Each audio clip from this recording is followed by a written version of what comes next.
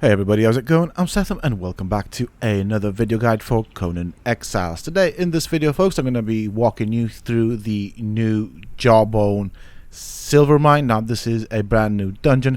It's not very difficult to do, however I'm going to show you everything that you need to know and what you can get from it. So if you folks enjoy this video, please do not forget to support me in the channel by hitting that like button. Subscribe to the channel if you're new and haven't already for more similar content from myself. And if you have just subscribed, why not check out some of my other videos and guides here on this channel? Who knows, you might just enjoy them. And don't forget to hit that bell icon so that you get notified when I upload new videos and content. Also, for those interested, you can always find me on the Seftopia Discord. Links to this, of course, you can find down below in the video's description, as well as in a pinned comment from myself. So, with all that out of the way, a new mini dungeon, if you will, has now dropped, and it is the Jawbone silver mine. It is a dungeon, as I said. It's not anything too complicated. You will have to fight your way through it to get to two bosses. Both of the bosses will be scorpions, and that is riddled with scorpions. There are resources that you can, of course, hack at and get out of there, or you can just farm them for something interesting that I'll explain later on. So as you can see, I am wearing the Silent Legion armor. These are the things that I will be taking with me in the dungeon. Nothing special. I am spec'd in encumbrance primarily, so that allows me to carry a lot of stuff. I might as well also have some aloe vera potion on my hotbar just in case I need it. I should be able to do it without it. Obviously I am at level 60 and I will be taking with me the captain. Now the captain is no longer in the game, but you can also use the bandit leader, or alternately you could have a relic hunter treasure seeker. She does have the Tilosauros sword and the exceptional Hyperborean slaver armor set. Now let's make sure she's got food in her inventory, so I put some food there. It does not show up at the moment. I'm gonna go through all of these things just to make sure that we're doing it as fair as possible and we don't have any god stats enabled. As I said, this is not a long dungeon. It is not a very complicated dungeon, and I do apologize for the darkness. It is a bit dark. Obviously make sure you have some water with you. You will probably dehydrate in time. I do have decreased usage of food or hunger and thirst. Now you do have these things right here which you can look at. I haven't seen anything interesting. Obviously if you want, you can use the tracks as a guide, so we'll follow the tracks downwards. I think to this area over here there are some books and lore and stuff that you can look at.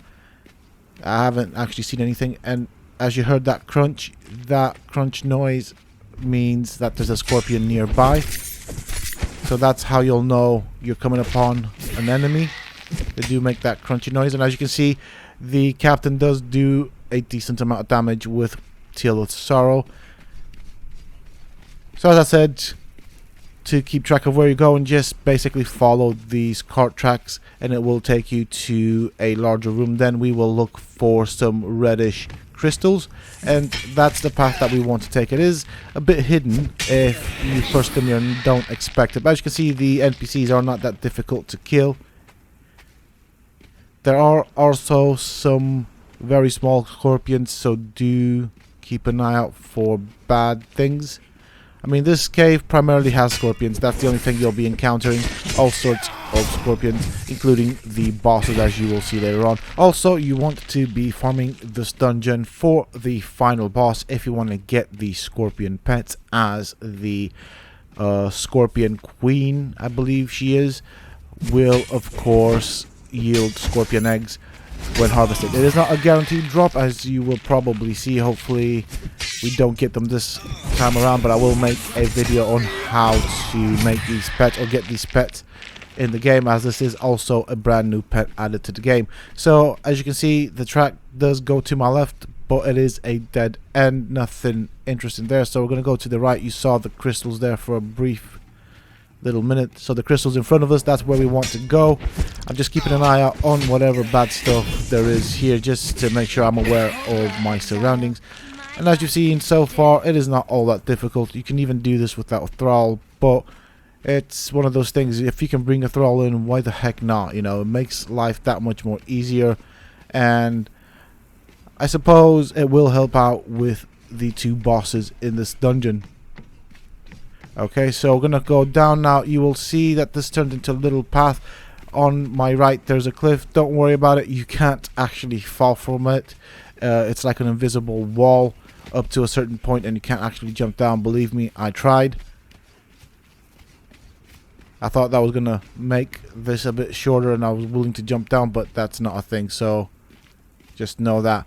So over here there's a scorpion and there's also a boss next to it. As you just saw him, he's coming towards me. This guy is the desert scorpion. As you can see, he's got 3 skulls, so you want to be careful because they do quite a significant damage, and obviously they also have poison as well, so do bear that in mind.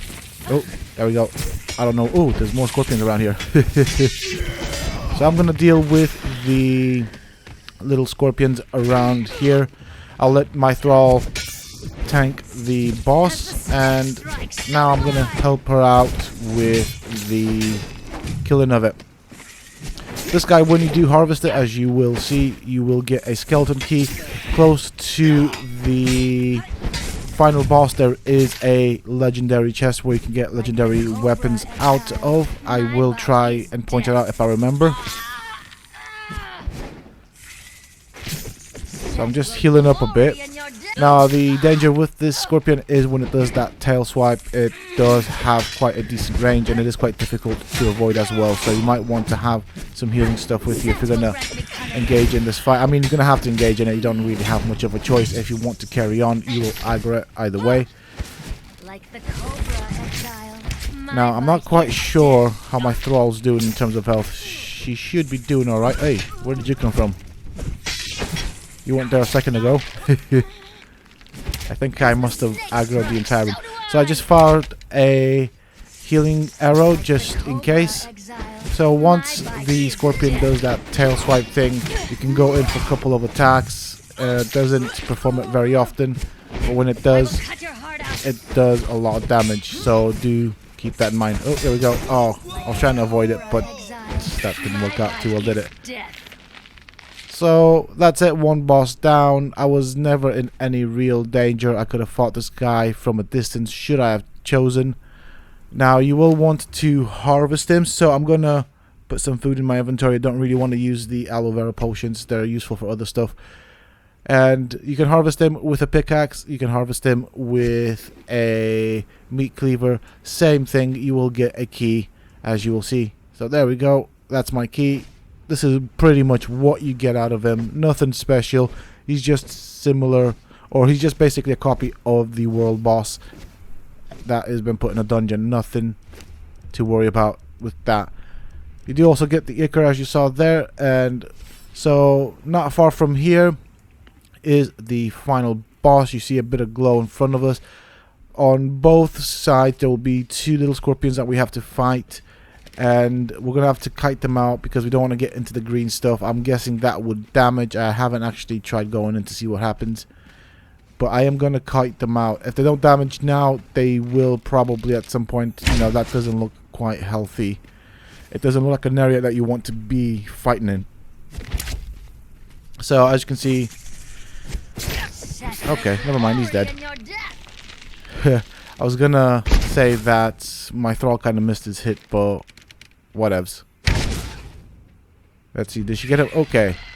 So up the steps to my right is the final boss. I am gonna kite it here because I've got more room to maneuver and move around. She does also have the or has 2 little scorpion companions that we'll have to deal with, so I'll deal with that while my thrall punches a hole through the boss itself. So there we go, that is one of the little scorpions. Not terribly difficult to deal with. Now the problem is that my thrall is pushing the scorpion into the green stuff and I don't really want to go there. And as you can see, the boss does do a significant amount of damage, so I have accidentally aggroed it. That's alright, I'll just wait for my thrall to pick up the aggro.